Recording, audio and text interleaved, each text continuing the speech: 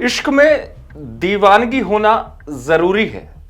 दीवानगी के साथ इश्क में एक अजब सी चाहत होना भी जरूरी है। लेकिन ऐसी कैसी दीवानगी जहां हदें पार हो जाए और इश्क जो है वो खतरनाक हो जाए। कहानी इंदौर की है, कुछ समय पुरानी है, जहां पर एक ऐसी इश्क की इंतहा सामने आई कि जिसे देखकर पुलिस भी हैरान थी।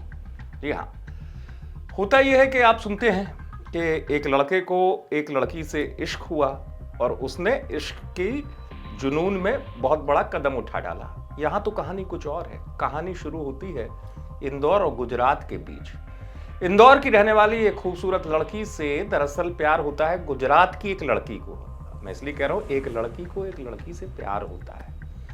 गुजरात की लड़की वो बड़े अफसर की बेटी बताई गई।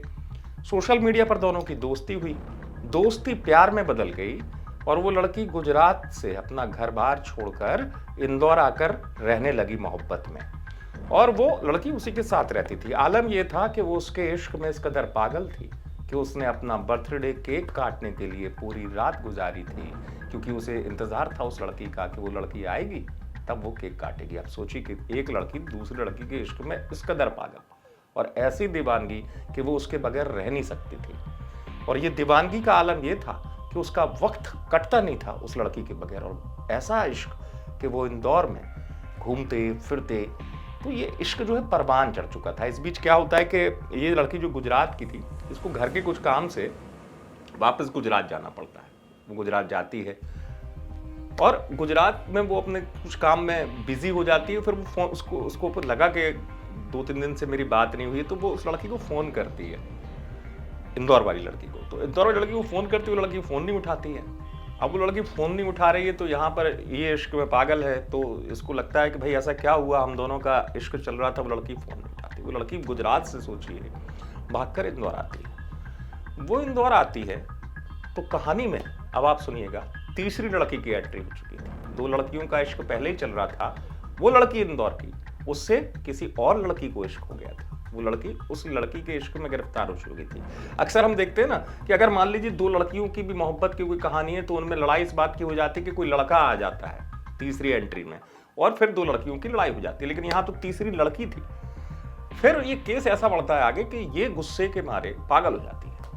ये पूरा सामान लेके अपना, क्योंकि लोग साथ में रहते थे, थाने पहुंची थी। इंदौर का विजयनगर थाने का ये मामला था। विजयनगर थाने की जो पुलिस है वो भी काफी हैरत में थी कि क्या केस है भाई, जहां 3 लड़कियां थाने एक साथ पहुंची हैं, 2 लड़कियां एक बवाल काट रही हैं, सब कुछ है। तो अपने आप में अजीब ही गरीब केस था कि इश्क की ऐसी कैसी इंतहा कि एक लड़की दूसरी लड़की के लिए पागल हो जा रही है।